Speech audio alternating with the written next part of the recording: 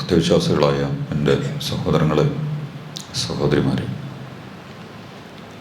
കരുണാവാരിധിയായ റബ്ബ് സുബ്ഹാനഹു വ തആല നമ്മുടെ ഈ ഒരുമിച്ച് കൂടലിനെ അനുഗ്രഹിക്കുകയും നമ്മളിൽ നിന്ന് സ്വീകരിക്കുകയും ചെയ്യുമാറാകട്ടെ.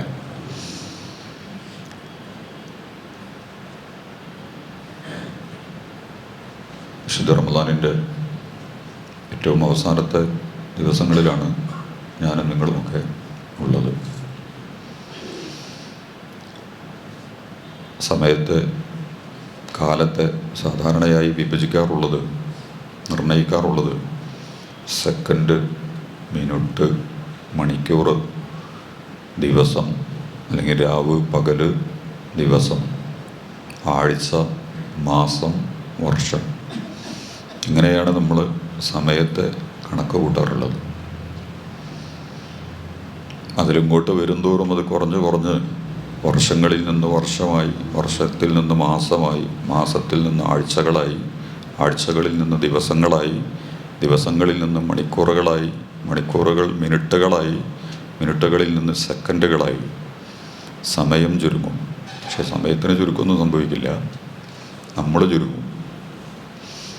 നമുക്ക് നിർണയിക്കപ്പെട്ട വർഷങ്ങളിൽ നിന്ന്, മാസങ്ങളിൽ നിന്ന്, ആഴ്ചകളിൽ നിന്ന്, ദിവസങ്ങളിൽ നിന്ന്, മണിക്കൂറുകളിൽ നിന്ന്, മിനിറ്റുകളിൽ നിന്ന് സെക്കൻഡുകളിലേക്ക് സഞ്ചരിച്ച് നമ്മുടെ അവസാനത്തിലേക്ക് യാത്ര ചെയ്തുകൊണ്ടിരിക്കുന്ന ആളുകളാണ് ഞാനും നിങ്ങളൊക്കെ. ഉത്ബത്ത് ഇബ്നു ഉസ്മാൻ റളിയല്ലാഹു അൻഹു, ഉമർ ഇബ്നുൽ ഖത്താബ് റളിയല്ലാഹു അൻഹു അദ്ദേഹത്തെ നമ്മളൊപ്പം ബസറ എന്ന് പറയും, ഈജിപ്തിൽ, ഇറാഖിലെ. പണ്ടതിന് ഉബുല്ല എന്നാണ് പറയുക. പേർഷ്യക്കാരുമായിട്ടുള്ള യുദ്ധത്തിൽ ആ പ്രദേശം ശക്തമായിട്ട് പേർഷ്യക്കാർ പിടിച്ചു നിൽക്കുകയാണ്. ഇന്നും പേർഷ്യ പിടിച്ചു തന്നെയാണ് കേട്ടോ ഇറാൻ. അത് വേറെ ഒരു ചരിത്രമാണ്. അപ്പോൾ മുസ്ലിം സമുദായത്തിന് അവരെ നേരിടാൻ പറ്റണില്ല. അതിൽ ഉമർ ഇബ്നുൽ ഖത്താബ് റളിയല്ലാഹു അൻഹുവിന് സൈന്യാധിപന് കത്തയക്കുന്നുണ്ട്, മദീനയിൽ നിന്ന് ആരെങ്കിലും അയച്ചു തരണം ഞങ്ങളെ സഹായിക്കാൻ. ഉമർ ഇബ്നുൽ ഖത്താബ് റളിയല്ലാഹു അൻഹു രാപ്പകലുകളിൽ ഇരുന്നിട്ട് ആലോചിക്കുന്നുണ്ട്, ആരെയാണ് ഇപ്പോൾ ഇതിന് വിട്ടുകൊടുക്കുക, ഉബുല്ല പിടിച്ചെടുക്കാൻ ആരെയാണ് വിട്ടുകൊടുക്കുക.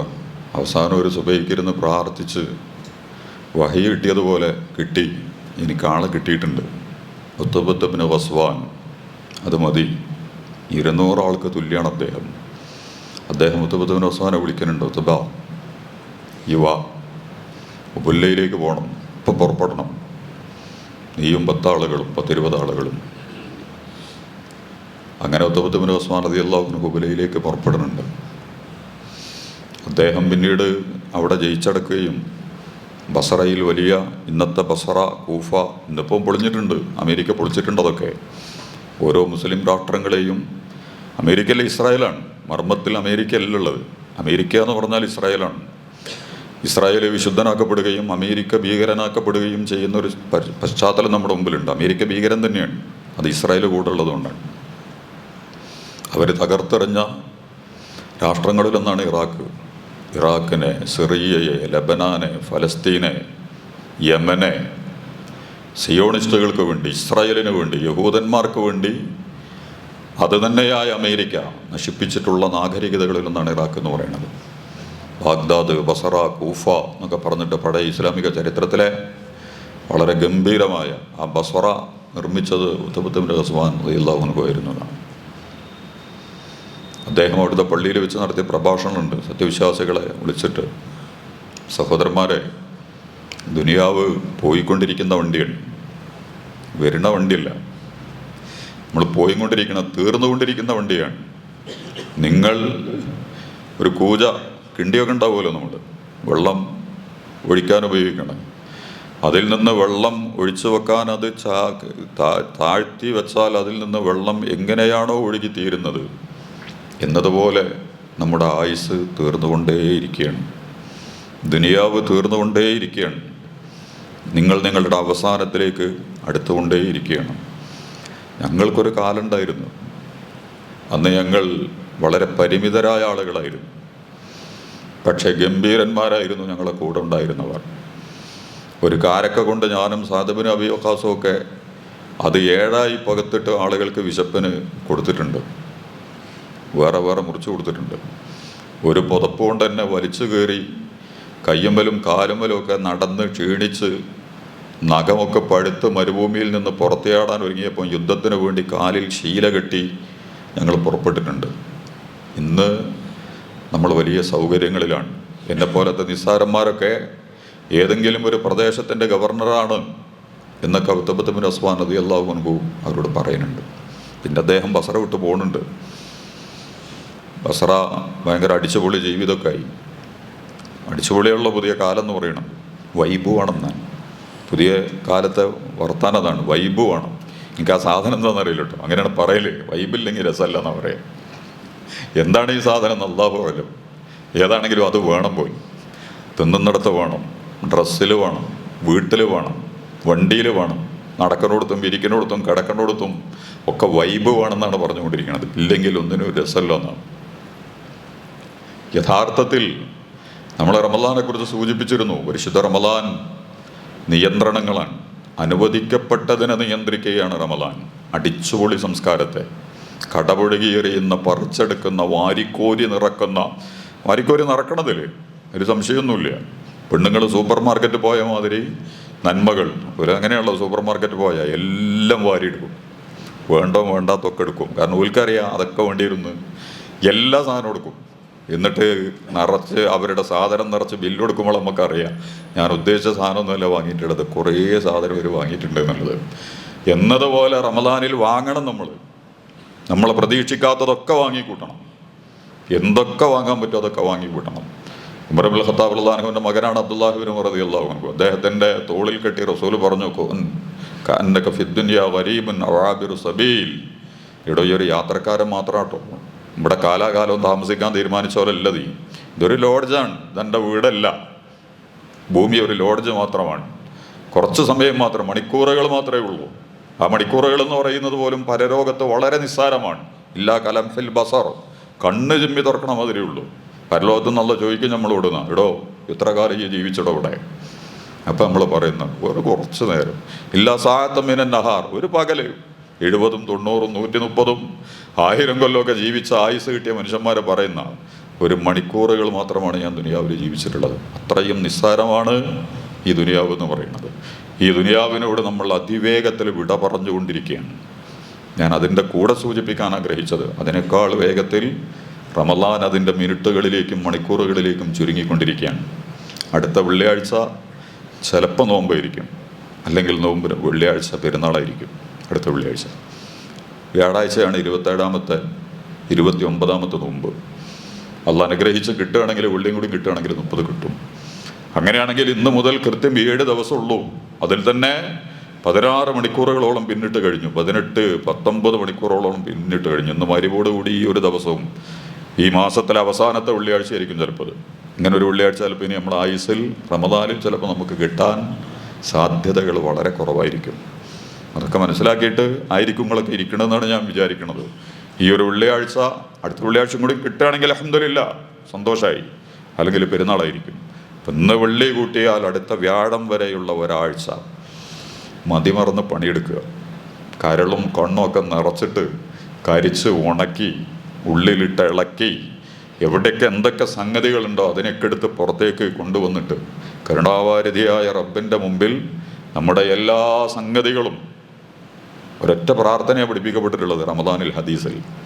ഹദീസിൽ നേർക്കുനേരെ വന്നത് അത് ലൈലത്തുൽ ഖദറിൻ്റെ പ്രാർത്ഥനയാണ്. അല്ലാഹുമ്മ ഇന്നക അഫുവുൻ തുഹിബ്ബുൽ അഫ്വ ഫഅഫു അന്നി. അല്ലാഹുവേ, നീ വിട്ടുവീഴ്ച ചെയ്യുന്നവനാണ്, എന്നോട് നീ വിട്ടുവീഴ്ച കാണിക്കടേ റഹ്മാനെ. അല്ലാഹ് വിടുതൽ തന്നില്ലെങ്കിൽ, കരുണാവാരിധിയായ റബ്ബ് നമ്മൾ ചെയ്യുന്ന ഓരോന്നിനും നമ്മളെ പിടിക്കാൻ തീരുമാനിച്ചിട്ടുണ്ടെങ്കിൽ എനിക്കും നിങ്ങൾക്കും രക്ഷയ്ക്ക് ഒരു പഴുതുണ്ടാവില്ല, എവിടെയും ഒരു മാർഗം ഉണ്ടാവില്ല. പക്ഷെ അള്ളാഹു വിശുദ്ധ ഖുർആൻ നിറച്ച അള്ളാഹിൻ്റെ കാരുണ്യമാണ്. ബിസ്മില്ലാഹിർ റഹ്മാനിർ റഹീം. അള്ളാഹിനെ പരിചയപ്പെടുത്തുന്നത് തന്നെ പരമകാരുണ്യകനും കരുണാമയനുമാണെന്ന്. റഹ്മാൻ റഹീം എന്നുള്ള പദം വരുന്നിടത്തൊക്കെ നിങ്ങൾ ഇഷ്ടം പോലെ പറഞ്ഞോ, യാ റഹ്മാൻ, യാ റഹീം, യാ റഹ്മർ റഹീമീൻ. കരുണയുടെ സമുദ്രമേ, കരുണയുടെ പർവ്വതമേ, കരുണയുടെ വിളനിലമേ, കാരുണ്യത്തിൻ്റെ കേന്ദ്രമേ, അള്ളാഹു മഹാകാരുണ്യവാനാണ്, പുറത്തു തരും. ഉമറുൽ ഖത്താബ് റളിയല്ലാഹു അൻഹു പ്രാർത്ഥിച്ചിട്ട് പറഞ്ഞിട്ടുണ്ടല്ലോ, അള്ളാഹുവേ നിൻ്റെ കാരുണ്യം കിട്ടാൻ മാത്രമുള്ള നന്മയൊന്നും എൻ്റെ കയ്യിലില്ല, അതിന് മാത്രമൊന്നും പൊന്തിയ ആളല്ല ഞാൻ, പക്ഷേ എന്നെപ്പോലത്തെ പാപികളെയും ഉൾക്കൊള്ളാൻ മാത്രം വിശാലമാണ് നിൻ്റെ കാരുണ്യത്തിൻ്റെ സമുദ്രം. ഖതബഅല നഫ്സിഹി റഹ്മ, അള്ളാഹുവിൻ്റെ സിംഹാസനത്തിൽ അവൻ രേഖപ്പെടുത്തിയിരിക്കുന്നു എന്നാണ്. അള്ളാഹു കാരുണ്യവാനാണ്, അള്ളാഹു കാരുണ്യവാനാണെന്ന്. കാരുണ്യമാണ് അള്ളാഹുവിൻ്റെ മുഖമുദ്ര. അതുകൊണ്ട് എന്ത് ചെയ്യണം? അള്ളാഹിൻ്റെ മുമ്പിൽ പറയാ റഹ്മർ റഹീമീൻ, കാരുണ്യവാന്മാരിൽ അതികാരുണ്യം ചെയ്തുകൊണ്ടിരിക്കുന്നവനെ, റഹംനി, നീ എന്നോട് കരുണ കാണിക്കണം റബ്ബേ, വഅഫു അന്നി, എന്നോട് വിട്ടുവീഴ്ച ചെയ്യണം റബ്ബേ. നമ്മുടെ എല്ലാം ലൈലത്തുൽ ഖദറിൻ്റെ രാവിലെ പ്രത്യേകമായ പ്രാർത്ഥനയായ ഹദീസുകളിൽ ഉദ്ധരിക്കപ്പെട്ടിട്ടുള്ളത്, ഉമ്മിൻ്റെ പ്രാർത്ഥനകളിൽ ഇത് മാത്രം നേർക്കുന്നേരം ഹദീസിൽ വന്നിട്ടുള്ളൂ. അല്ലാഹുമ്മ ഇന്നക അഫുവ്വുൻ തുഹിബ്ബുൽ അഫ്വ ഫഅഫു അന്നി. അടിമുടി സ്കാൻ ചെയ്തിട്ട് അടി മുതൽ മുടി വരെ എന്താ പറയുക, നമ്മൾ അനുഭവിക്കണം. ഓരോ ഭാഗത്തു കൂടി നമ്മൾ കയറി ഇറങ്ങുക. ഇവിടെ സ്പർശനുണ്ടോ, ഇവിടെ കിളിയുണ്ടോ, ഇവിടെ വേദന ഉണ്ടോ, നമ്മുടെ ശരീരത്തിൻ്റെ ഭാഗങ്ങളിൽ സ്പർശിച്ചു പോകുന്നത് പോലെ കഴിഞ്ഞുപോയ ഇന്നലകളെ മുഴുവൻ ഒന്ന് കറക്കി തിരിച്ച് കൊണ്ടുവന്ന് കരുണാവാരിധിയായ റബ്ബിൻ്റെ മുമ്പിൽ നിൽക്കുക.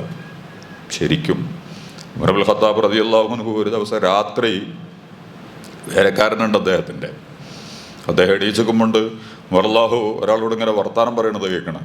ഉമറ, അന്നെ ഞാൻ പഠിപ്പിച്ചു തരാം, ഇപ്പം വലിയ ആളാണെന്നാണ് എൻ്റെ വിചാരം, അന്നെ ഞാൻ പാഠം പഠിപ്പിച്ചിട്ടേ നിൽക്കുള്ളൂ, ഈ കുറച്ച് വിളഞ്ഞ കളി കളിച്ചുകൊണ്ടിരിക്കുന്നുണ്ട്, ഇനി ആ കളിക്കുക നിന്നെ വിടുന്ന പ്രശ്നമില്ല.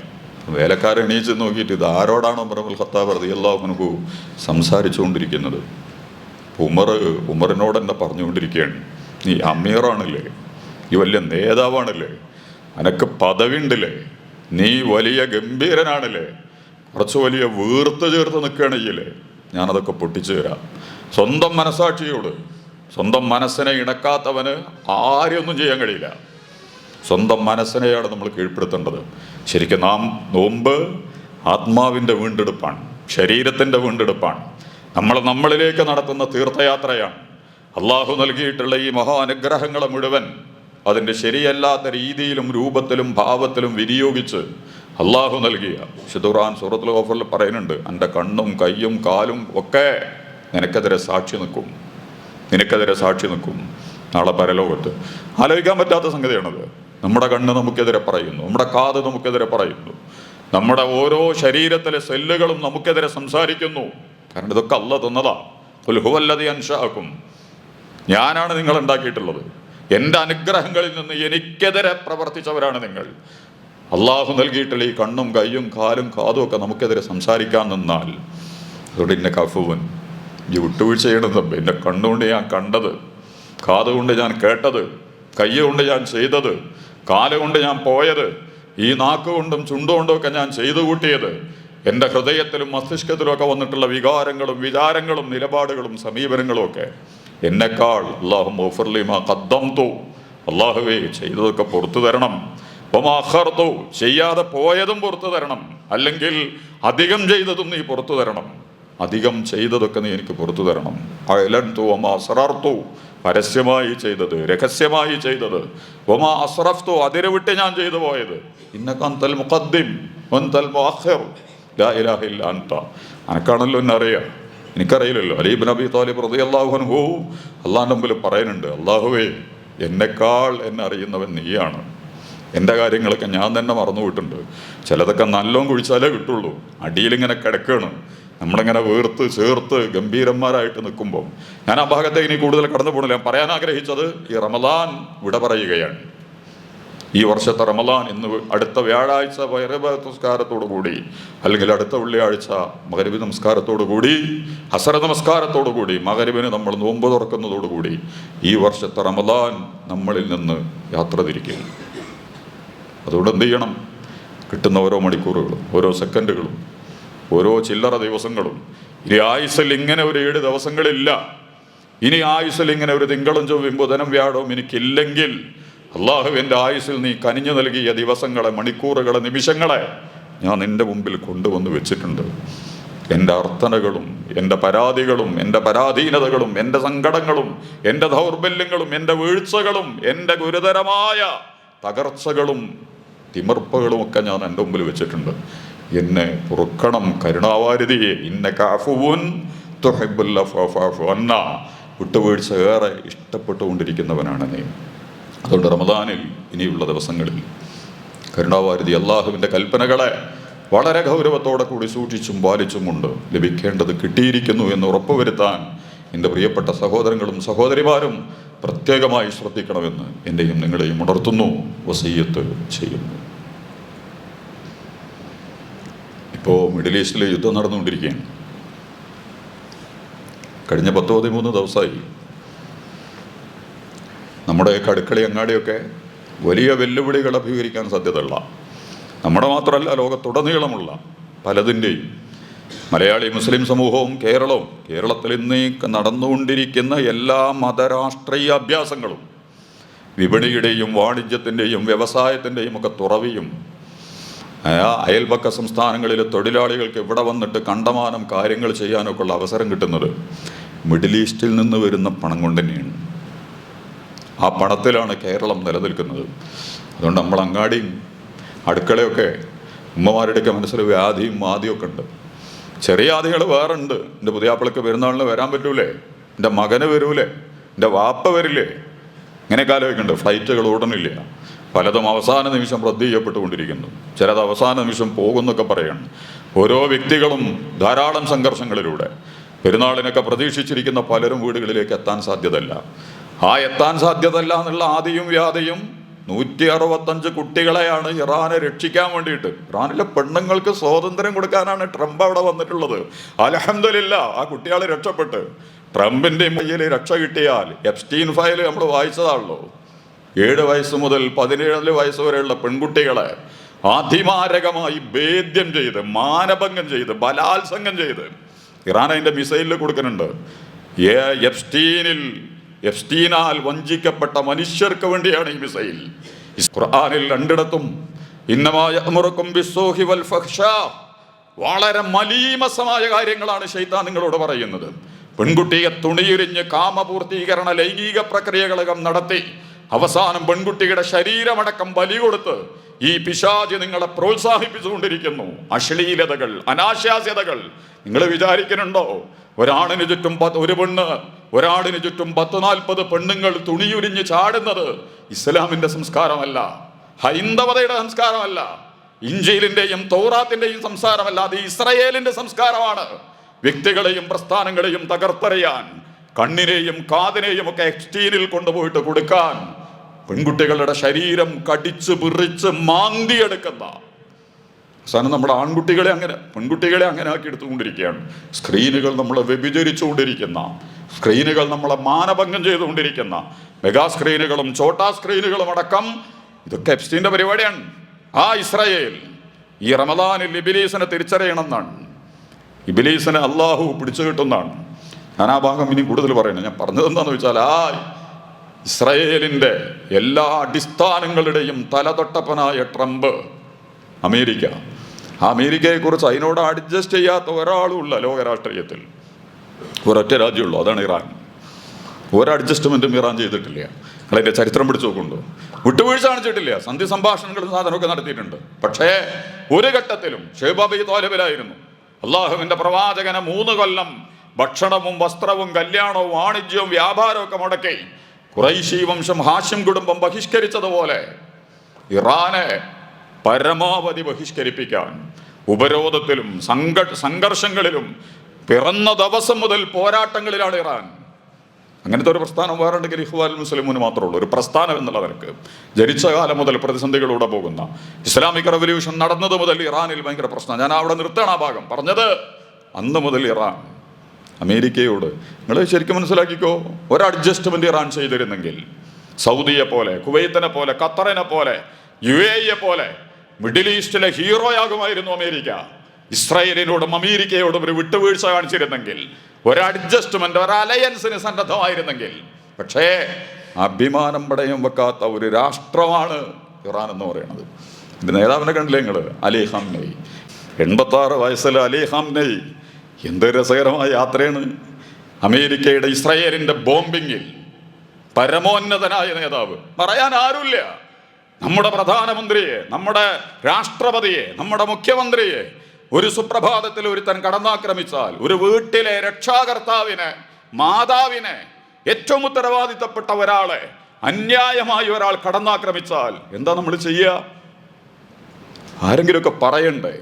വർത്തമാനം പറയാൻ പോലും ഒരാളില്ല. മെഡൂര എന്ന് പറഞ്ഞിട്ട് ഒരുത്തരെ പിടിച്ചുകൊണ്ടേ, അവന് മയക്കുമരുന്ന് കച്ചവടക്കാരനാണെന്നും പറഞ്ഞു ഒരു രാഷ്ട്രത്തിൻ്റെ പ്രധാനമന്ത്രിയെ. പക്ഷെ വെനിയുസലയല്ല ഇറാൻ, വെനിയുസലയല്ല ഇറാൻ, ഇറാഖ് പോലും അല്ല ഇറാൻ.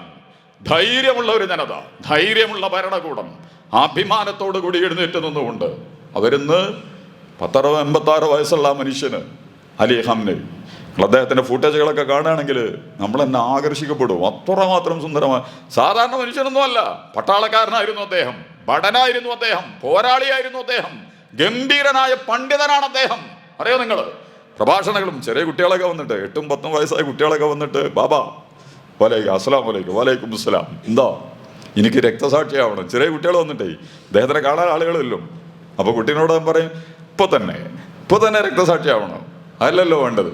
എൻ്റെ കുട്ടി നല്ലോണം പഠിക്കണം, പഠിച്ച് വളരണം, എല്ലാ മേഖലയിലും പഠിക്കണം. മുസ്ലിം ലോകത്ത് എല്ലാ രംഗത്തും വലിയ മുന്നേറ്റങ്ങൾ നടത്തിയ മുസ്ലിം സമൂഹം ഉണ്ടെങ്കിൽ അതിലൊന്നായിരിക്കും ഇപ്പോൾ ഇറാൻ. അവിടുത്തെ പെണ്ണുങ്ങളും ആണുങ്ങളും ഒക്കെ ഒരേപോലെ പഠിപ്പിക്കാം, ഉള്ള പരിമിതികളിൽ നിന്നുകൊണ്ട് അതിജീവനത്തിൻ്റെയും അഭിമുഖീകരണത്തിൻ്റെയും ഗംഭീരമായ മുന്നേറ്റം. എന്നിട്ട് ആ കുട്ടീനോട് പറയണം, എന്നിട്ടൊരു 80 വയസ്സ് വരെയൊക്കെ ഉണ്ട് ജീവിക്കുക, എന്നിട്ട് ജീവിച്ചിട്ട് എന്ത് ചെയ്യുക? അവസാനം രക്തസാക്ഷിയാവുക. അതല്ലേ ഭാഗ്യം? ഈ സ്വന്തം കുട്ടിയോട് ഇത് പറയാൻ അർഹതപ്പെട്ട വ്യക്തിത്വമാണ് അദ്ദേഹം. ആദ്യ കാലഘട്ടം മുതൽ, ഇറാനിലെ പട്ടാള സേവനം മുതൽ, പോരാട്ട വേദികൾ മുതൽ, ഏറ്റവും അവസാനം അതിൻ്റെ പരമോന്നത നേതാവായി. അമേരിക്കയ്ക്കും ഇസ്രായേലിനും ലോകത്ത് ഏതെങ്കിലും ഒരു രാഷ്ട്രത്തിൻ്റെ തലവനെ കുറിച്ച് അസ്വസ്ഥതയുണ്ടായിരുന്നെങ്കിൽ ആ ഒരൊറ്റ നേതാവാണ്, അപൂർവ നേതാക്കന്മാരിൽ ഒരാളാണ് അലി ഖംനൈ എന്ന് പറയുന്നത്. അള്ളാഹു വിശുദ്ധ റമദാനിലെ സുന്ദരമായ ദിവസങ്ങളിലൊന്നിൽ തൻ്റെ ദൗത്യങ്ങൾ നിർവഹിച്ച് അള്ളാഹുവിലേക്ക് തിരിച്ചു പോകാൻ വളരെ മനോഹരമായ അവസരം നൽകി അലി ഖംനൈയെ അനുഗ്രഹിച്ചു എന്നുള്ളതാണ് നമ്മൾ മനസ്സിലാക്കുന്നത്. പഠിക്കണം. ഇതിനും വിവാദങ്ങളാക്കുന്നുണ്ട്. ഷിയായാണവർ, ഷിയാക്കളാണവർ, നമ്മൾ സുന്നികളാണ്, സുന്നികൾക്കെതിരാണ് ഷിയാക്കൾ. അൽഹംദുലില്ലാഹ്, കരുണാവാരിധി അള്ളാഹു അതിഗംഭീരമായ അനുഗ്രഹങ്ങൾ ഈ റമദാനിൽ ചെയ്തു എന്നാണ് നമ്മൾ വിശ്വസിക്കുന്നത്. ഒന്ന്, ഇസ്രായേൽ ഇറാൻ ആക്രമിച്ചതുകൊണ്ട് ഇസ്രായേൽ എന്ന് പറയുന്ന ശൈത്താനെ, പെൺകുട്ടികളുടെ ശരീരം പണയം വെച്ച് ലോക ഭരണകൂടങ്ങളെ അട്ടിമറിക്കുന്ന, മനുഷ്യനെ വെല്ലുവിളിക്കുന്ന, നന്മകളെ മുഴുവൻ നശിപ്പിക്കുന്നതിന് നേതൃത്വം നൽകുന്ന ഇസ്രായേലിനെ നമ്മുടെ പ്രാർത്ഥനകളിലും ലോകത്തിൻ്റെ ക്യാമറ കണ്ണുകളിലേക്കും ഒരിക്കൽ കൂടി ഈ ശൈത്താനെ കൊണ്ടുവരാൻ അവരങ്ങനെയൊക്കെ തന്നെ ചെയ്യണ്ടേ. ചെയ്തിട്ടില്ലെങ്കിൽ നമ്മൾ വിചാരിക്കും ഒരു വിശുദ്ധന്മാരായിട്ടുണ്ട്, പുണ്യാളന്മാരായിട്ടുണ്ട്. അള്ളാന്റെ നടപടിക്രമത്തിന്റെ ഭാഗമാണ്. ഇസ്രായേൽ വരണം, ഇസ്രായേൽ അടിക്കണം. ഇസ്രായേലിന് വേണ്ടി ഗോളടിക്കാൻ ഗ്രൗണ്ടിൽ ഇറങ്ങുന്ന മിസ്റ്റർ ട്രംപ് കളിക്കാരനും കളിയും കോച്ചും ഒക്കെ അമേരിക്ക തന്നെയാണ്. ഇസ്രായേൽ ഇവിടത്തെ ഇസ്രായേൽ അല്ല, ഒറിജിനൽ ഇസ്രായേൽ അമേരിക്കയാണ്. ആ ട്രംപ് ഭീഷണികളുടെയും എന്താ പറയാ വലിയ അവകാശവാദങ്ങളൊക്കെ നടത്തി കൊണ്ടുവന്ന് ഇറാൻ ആക്രമിച്ചു. എല്ലാവർക്കും സുരക്ഷിതത്വം, ലോകത്തിനെ രക്ഷിക്കാനാണ്, മനുഷ്യരക്ഷ. അതിൻ്റെ ഒന്നും വിശദാംശങ്ങളിലേക്ക് ഞാനിപ്പോൾ കടന്നു പോകണില്ല. പക്ഷേ പ്രതീക്ഷിച്ചിടത്തല്ല സംഗതികൾ സംഭവിച്ചിട്ടുള്ളത്. ഇറാൻ വളരെ സന്തോഷകരമായി നേരിട്ടു. ഇസ്രായേലിലേക്ക് മിനിറ്റുകൾ കൊണ്ട്, മണിക്കൂറുകൾ കൊണ്ട് മറുപടികൾ കൊടുത്തു. ധരിച്ചു നിൽക്കുകയും മരവിച്ചു നിൽക്കുകയും ഗതികെട്ട് നിസ്സഹായനായി നിൽക്കുകയും ചെയ്യുന്നതിന് പകരം തൊട്ടടുത്ത നിമിഷങ്ങളിൽ തന്നെ മിഡിൽ ഈസ്റ്റിന്റെ മുഴുവൻ അമേരിക്കയുടെ താവളങ്ങൾ, അമേരിക്കൻ താവളം എന്ന് പറഞ്ഞാൽ ഇസ്രായേലിന്റെ താവള, വേറെ അമേരിക്കൻ താവളം അല്ലാതെ ഇസ്രായേലിന് വേണ്ടി, സയഡിസത്തിന് വേണ്ടി കങ്കാണി പണിയെടുക്കുന്ന കുരുട്ടു താവളങ്ങൾ, അവിടേക്ക് മുഴുവൻ ഇറാനിന്റെ മിസൈലുകൾ.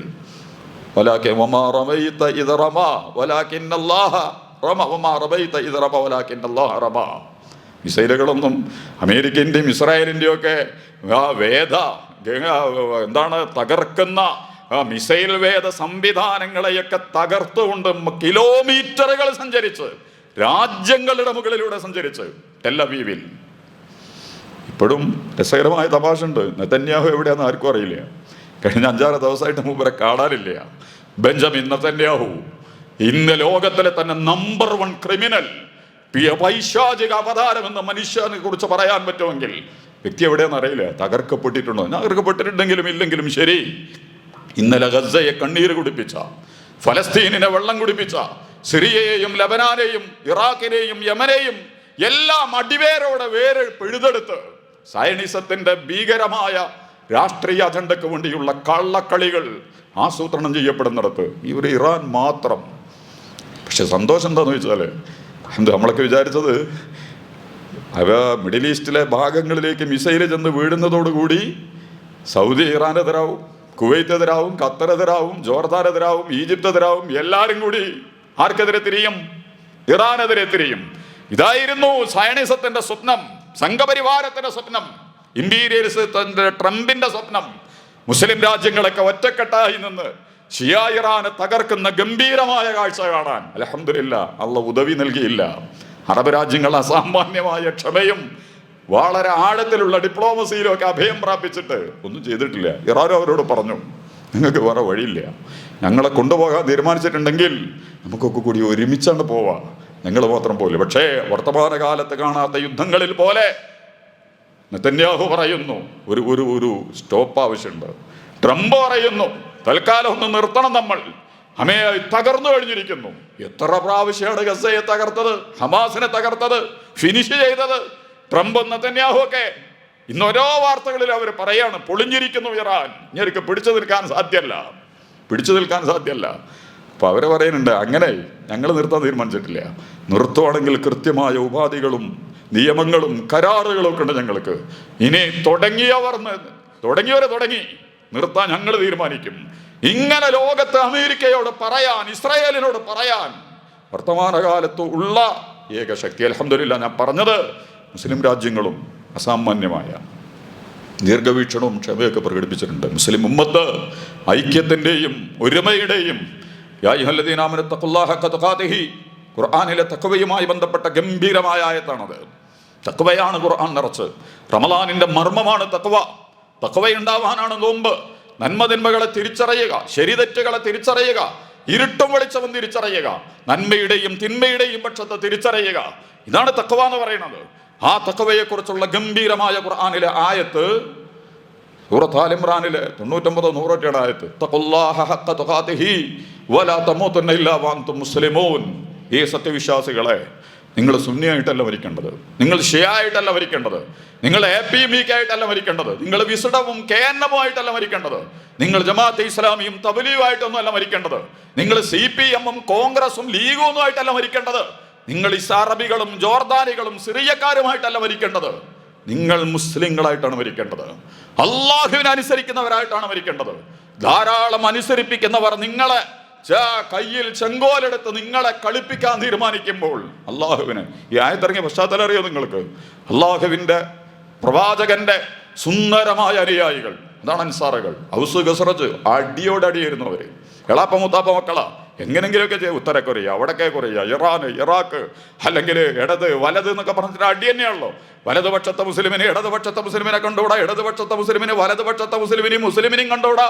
അടിയോടടിയാണ് എല്ലാ ഭാഗത്തും. സംഘടനകൾ തമ്മിൽ, മുസ്ലിം സംഘടനകൾ തമ്മിൽ കാഫറാക്കലും മുശ്രിക്കാക്കലും മുബ്തദിയാക്കലും. ഇതൊന്നും ഞാൻ ആരും കുറ്റം പറയാനൊന്നും പറയില്ല കേട്ടോ.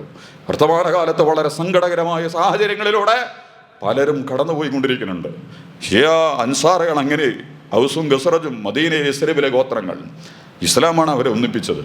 ആ ഔസും ഖസ്റജും ചരിത്രത്തിൽ അൻസാറുകളായി ഒറ്റക്കെട്ടായി അള്ളാഹുവിന്റെ പ്രവാചകന്റെ കൂടെ നിന്നു. കഴിഞ്ഞ ആഴ്ച ബദറല്ലായിരുന്നു. ബദറിന്റെ സമയത്ത് സഅദ് ബിൻ മുആദ് റളിയല്ലാഹു അൻഹു എഴുന്നേറ്റ് നിന്നിട്ട് പറയുന്നുണ്ട്, മുഹാജിറുകൾക്ക് വേറെ നിക്കക്കളിയൊന്നുമില്ല, അള്ളാഹിന്റെ റസൂലിന്റെ കൂടെ യുദ്ധം ചെയ്യല്ലാതെ.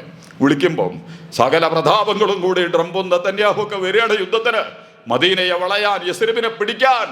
അവരുടെ സമ്പത്തും അവരുടെ ആഘോഷങ്ങളും അവരുടെ പടക്കപ്പലുകളും കോപ്പുകളും കോലാപ്പുകളും ഒക്കെ ആയിട്ട് അട്ടിമറിക്കാൻ വരുമ്പം അള്ളാഹുവിന്റെ റസൂൽ മുഹാജിറുകളെ അൻസാറുകളെയും വിളിച്ചിരുത്തുന്നുണ്ട്. നമ്മൾ പലപ്പോഴും പറഞ്ഞതാ. മിഖ്ദാദ് ബിൻ അംർ മുഹാജിറുകളിൽ നിന്ന് എണീച്ചു, റസൂലെ നിങ്ങൾ എന്താ പറഞ്ഞു റെഡി. അൻസാറുകളും ഉണ്ടാതെ ഇങ്ങനെ ഇരിക്കുകയാണ്, ഒന്നും മിണ്ടണില്ല. അപ്പോൾ റസൂല് പിന്നെ ഓല മുഖത്തേക്ക് ഇങ്ങനെ നോക്കുന്നുണ്ട്. അല്ല, നിങ്ങളുടെ അഭിപ്രായം എന്താ, നിങ്ങളെന്താ പറയണത്?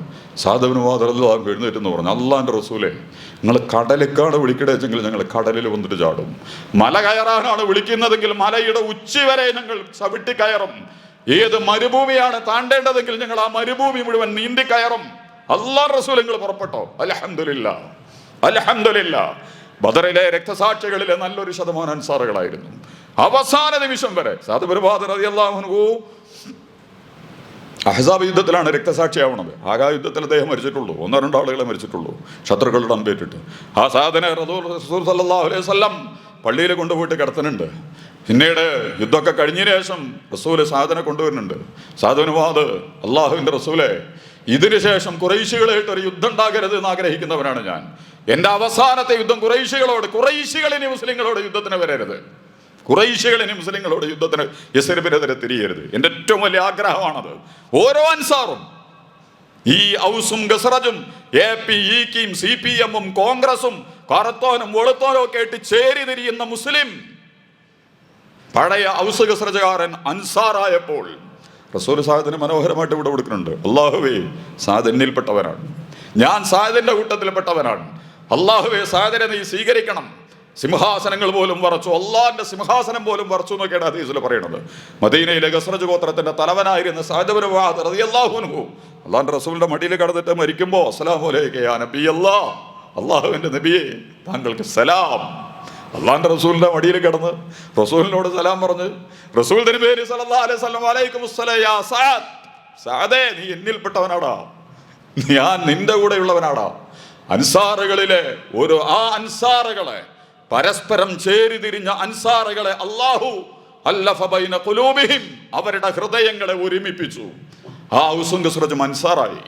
അൻസാറിലേക്ക് മുഹാജിർ കൂടി ചേർന്നു. ഉരുക്ക് പോലെ, മഹാകരുത്തുള്ള ഇരുമ്പ് കവചം പോലെ, ഒരാൾക്കും തൊടാൻ പറ്റാത്ത വണ്ണം, ഒരു അബൂ സുഫിയാനും ഒരു അബൂ ലഹബിനും ഒരു റോമിനും ഒരു പേർഷ്യക്കും ഒരു സിറിയക്കും ഒരു മിസ്രനും കൈവെക്കാൻ പറ്റാത്ത വണ്ണം ആ നിസ്സാരമായ കൂട്ടം ലോക ചരിത്രത്തിന്റെ നാഗരികതയെ മുഴുവൻ കൈപ്പിടിയിലൊതുക്കി മുന്നോട്ട് പോകാനുണ്ടായ പ്രധാനപ്പെട്ട കാരണങ്ങളിലൊന്ന് വഅ്തസിമൂ ബിഹബ്ലില്ലാഹി ജമിയാ, അല്ലാഹുവിന് വേണ്ടി അവർ മുറുകെ പിടിച്ചു. ഞാൻ ഔസാണ്, ഞാൻ ഗസ്റജാണ്, ഞാൻ ഗിഫാരിയാണ്, ഞാൻ അസ്ലം ഗോത്രമാണ്, ഞാൻ ഹാഷിം കുടുംബാണ്, ഞാൻ ഖുറൈശിയാണ്, ഒന്നുമില്ല. ആ പാർട്ടി, ഈ സംഘടന, ഈ ഗ്രൂപ്പ്, ആ വിഭാഗം, ആ നേതാവ് ഒക്കെ. ഹുനൈൻ യുദ്ധത്തില് ആദ്യഘട്ടത്തിലെ ഭയങ്കര പരാജയം, പിന്നീട് ഇടിച്ചു കയറി മുസ്ലിങ്ങൾ, നല്ല വിജയമൊക്കെ കിട്ടി, ഇഷ്ടംപോലെ സ്വത്ത് കിട്ടി, കണ്ടമാനം സ്വത്ത് കിട്ടി. റസൂൽ തിരുമേനി സല്ലല്ലാഹു അലൈഹി വസല്ലം അത് അപ്പോൾ കുറേ പുതിയ മുസ്ലിങ്ങൾ വന്നിട്ടുണ്ട്, അവർക്കൊക്കെ ഇഷ്ടംപോലെ വാരിക്കോരി കൊടുത്തു റസൂൽ തിരുമേനി സല്ലല്ലാഹു അലൈഹി വസല്ലം. അപ്പം അൻസാറുകൾക്കിടയിൽ അന്ന് സഅദില്ല, സഅദ് ഇബ്നു ഉബാദ് ഉണ്ട്, സഅദ് ഇബ്നു മുആദില്ല, ഔസിൻ്റെ തലവൻ. അദ്ദേഹത്തിന് അല്ലാഹുവിൻ്റെ റസൂൽ എന്ത് പണിയെടുക്കണത്? ഞങ്ങളെ കെട്ടകാലത്ത്, ഞങ്ങളുടെ പ്രയാസപ്പെട്ട കാലത്ത് അള്ളാഹിൻ്റെ റസൂലിന് വേണ്ടി ഒക്കെ ചെയ്തു കൊടുത്തിട്ട് ഇത്രയും അധികം സമ്പത്ത് വന്നപ്പോൾ അൻസാറുകളെ പരിഗണിക്കാതെ ഈ പുതിയതായ ആളുകൾക്കുള്ളതൊക്കെ കൊടുത്തുകൊണ്ടിരിക്കുന്നത്. എന്ത് പണിയാണ് അള്ളാഹിൻ്റെ റസൂൽ ചെയ്യണത്? പിറുപിറുപ്പും പരസ്പരം, നമ്മളൊക്കെ അങ്ങനെ ഉണ്ടാവുമല്ലോ, അങ്ങോട്ടും ഇങ്ങോട്ടും അങ്ങനെ പറയും ഓരോരുത്തർ, അങ്ങനെ പരസ്പരം പറയാൻ തുടങ്ങി. അപ്പോൾ മുഹാജിറുകൾ പറഞ്ഞു, അല്ലാഹുവിൻ്റെ റസൂലെ, അൻസാറുകൾ ഇങ്ങനെ പറഞ്ഞുകൊണ്ടിരിക്കുന്നുണ്ട്, നിങ്ങളൊക്കെ കൂടി എടുത്തിട്ട് ഈ ഒരു പുതിയ വിശ്വാസികൾക്ക് ഇങ്ങനെ കൊടുക്കുമ്പോൾ ഈ പഴയ ബൽക്കൊന്നും കൊടുത്തില്ലല്ലോ. അല്ലാഹുവിൻ്റെ റസൂൽ അൻസാറുകളെ വിളിച്ചു, അൻസാറുകളെ, നിങ്ങളെങ്ങനെ പറയുന്നുണ്ടോ? എന്താ നിങ്ങൾക്ക് പറ്റിയത്? ഞാൻ അവർക്ക് കൊടുത്തത് ദുനിയാവാണ്, നിങ്ങൾക്ക് അല്ലയും അല്ലാഹുവിൻ്റെ റസൂലാണോ വേണ്ടത്, ദുനിയാവാണോ വേണ്ടത്? അൻസാറുകളെ, ഞാൻ തരാൻ റെഡിയാണ്. നിങ്ങൾക്ക് അള്ളാഹുവിനെയും അള്ളാഹുവിൻ്റെ റസൂലിനെയും വേണോ? അവര് ദുനിയാവുമായിട്ട് പോയപ്പോൾ നിങ്ങൾ അള്ളാഹിനെയും അള്ളാഹിൻ്റെ റസൂലിനെയും കൂടെ കൂട്ടിയവരാണ് നിങ്ങൾക്ക് ഏതാണ് വേണ്ടത്? സാധുപരവാദ കണ്ണിൽ വെള്ളം നിറച്ചു. അള്ളാഹുൻ്റെ റസൂൽ, ഞങ്ങൾക്ക് റസൂല് മതി, അള്ളാഹു മതി, ഞങ്ങൾക്കൊന്നും ആവശ്യമില്ല. അത്രമാത്രം മനോഹരമായി അള്ളാഹുവിൻ്റെ റസൂലിനോട് ഒട്ടിച്ചേർന്ന് നിന്ന് ആ മുഹാജിറുകളും അൻസാറുകളും കൂടി ചരിത്രത്തിൽ കെട്ടിപ്പടുത്തിട്ടുള്ള ഇസ്ലാമിന്റെ മുന്നേറ്റത്തെ ആധുനിക സയനിസവും സംഘപരിവാരവും ഇമ്പീരിയലിസവും ഒക്കെ മാരകമായി ഓരോ മുസ്ലിം ഗ്രൂപ്പിന്റെയും അകത്തളങ്ങളിൽ, ഓരോ മുസ്ലിം സംഘടനകളുടെയും അകത്തളങ്ങളിൽ അതിമാരകമായ വിള്ളലുകളും വിടവുകളും ഉണ്ടാക്കി നുടഞ്ഞ് തുരന്ന് കയറി ഈ സമുദായത്തെ മുക്കിയൊടുക്കാനുള്ള ശ്രമങ്ങൾ അൽഹംദുലില്ലാഹ് ഈ റമദാനിൽ അതിലും സന്തോഷകരമായ, ചരിത്രത്തിൽ ആദ്യമായി പരസ്പരം കൊമ്പ് കോർക്കുന്നതിന് പകരം അമേരിക്കയുടെ വിടുവായുത്തത്തിന് സയനസത്തിന്റെ കെണിയിലും ചുടിയിലും വീഴുന്നതിന് പകരം ഈ നിമിഷം വരെ മിഡിൽ ഈസ്റ്റ് ഒന്നുകിൽ നിസ്സഹായത, അല്ലെങ്കിൽ നിക്കക്കള്ളിയില്ലായ്മ, അല്ലെങ്കിൽ വർത്തമാനകാല ലോകത്തിന്റെ പ്രതിസന്ധികളെ കുറിച്ചുള്ള തിരിച്ചറിവ്, അല്ലെങ്കിൽ ഈമാനിന്റെയും ഇസ്ലാമിന്റെയും ഉള്ളടക്കങ്ങളിൽ നിന്നുള്ള ദീർഘമായ വീക്ഷണങ്ങൾ ആ മധ്യപൗരസ്ത്യ ദേശത്തെ കുറച്ചുകൂടി മനോഹരമാക്കുന്നു. അവരിപ്പോൾ ഇറാനെതിരെ തിരിഞ്ഞിട്ടില്ല, ഇറാൻ ഓർക്ക് കൊടുക്കണ മുന്നറിയിപ്പുണ്ട്, അമേരിക്ക ആരുടെയും സംരക്ഷകനല്ല, അവരുടെ താവളങ്ങളെയാണ് ഞങ്ങൾ ആക്രമിച്ചത്, അതുപോലും തടയാൻ അവർക്ക് പറ്റിയിട്ടില്ല. നമുക്കൊരു പ്രശ്നങ്ങൾ വരുമ്പോഴും തടയാൻ അമേരിക്കക്ക് സാധ്യമല്ല. അതുകൊണ്ട് അമേരിക്ക, ഞാൻ പറഞ്ഞത് അമേരിക്ക ഉണ്ട് എപ്സ്റ്റീൻ ഫയലുമായി. നിങ്ങളെ കുട്ടിയുടെ കാലിൻ്റെ ഇതുമ്പലിടുന്ന ലിപ്സ്റ്റിക്ക്, നഖത്തിന് കൊടുക്കണ ചോപ്പ് മുതൽ ചുണ്ടിലിടുന്ന ലിപ്സ്റ്റിക്ക് മുതൽ നിങ്ങളുടെ തലമുടിയുടെ രൂപീകരണത്തിലടക്കം പ്രവർത്തിക്കുന്ന സാംസ്കാരിക, സദാചാര, സാമ്പത്തിക, രാഷ്ട്രീയ, സാമൂഹിക, കലാ, സാഹിത്യ, വ്യാവസായിക, പാരിസ്ഥിതിക, ആരോഗ്യ, വിദ്യാഭ്യാസ എല്ലാ സിസ്റ്റങ്ങളിലൂടെയും സയനിസവും ഇമ്പീരിയലിസവും ഫാസിസവും നിങ്ങളെ പിടിമുറുക്കിക്കൊണ്ടിരിക്കുന്ന ഘട്ടത്തിൽ ഒരുമിച്ച് പിടിക്കുക, അള്ളാഹുവിൻ്റെ പാശത്തെ മുറുകെ പിടിക്കുക.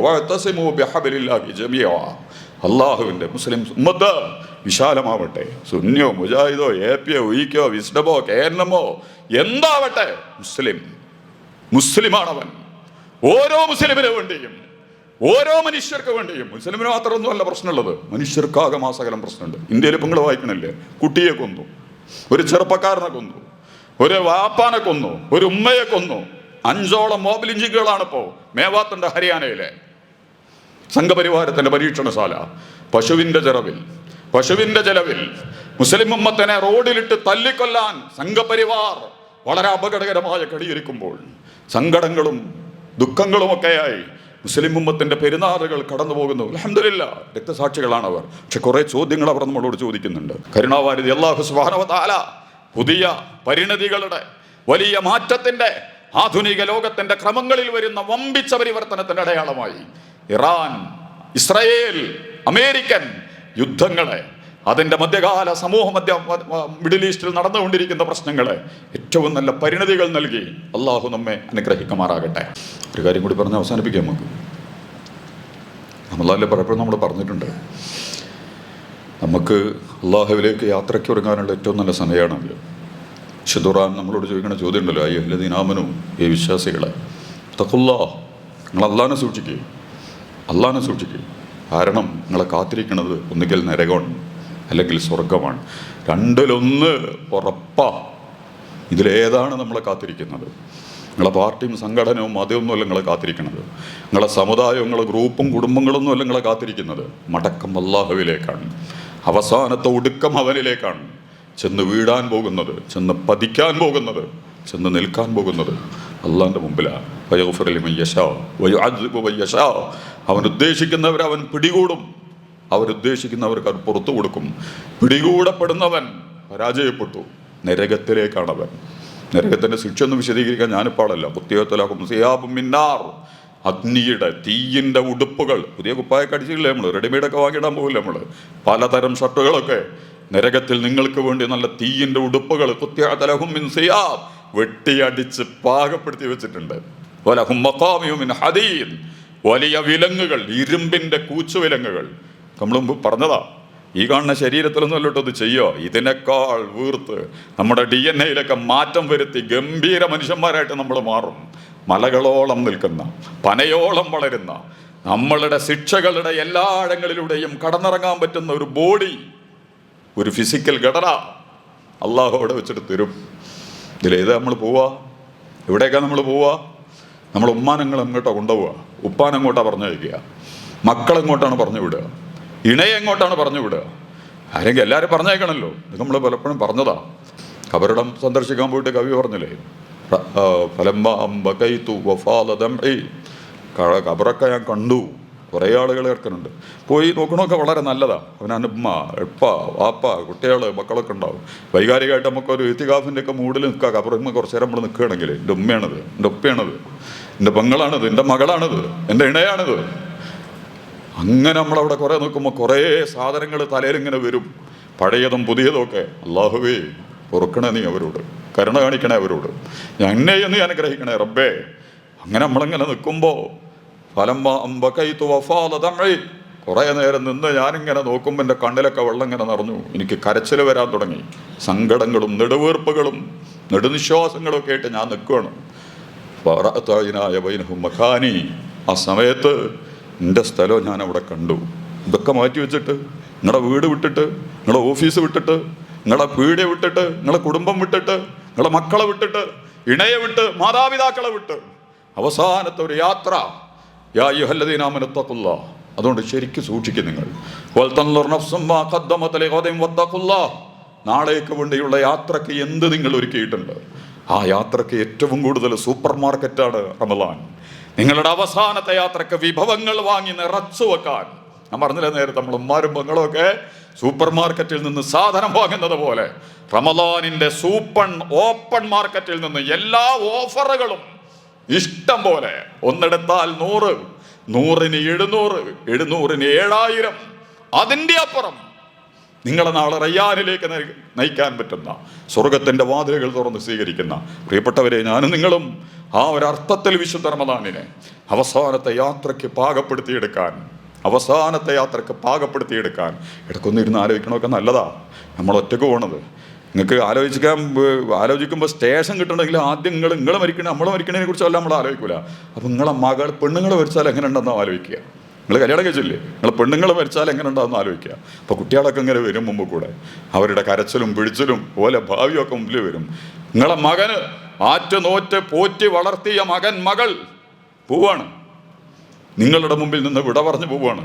നിങ്ങളിങ്ങനെ ഒന്ന് ആലോചിച്ച് നോക്കൊണ്ടു. നിങ്ങളെ പ്രിയപ്പെട്ട ഉപ്പ തല്ലാനും തലോടാനും തണലേകാനും സംരക്ഷിക്കാനും സമാധാനിപ്പിക്കാനും ഒക്കെ ഉണ്ടായിരുന്ന ഉപ്പ പോവാണ്.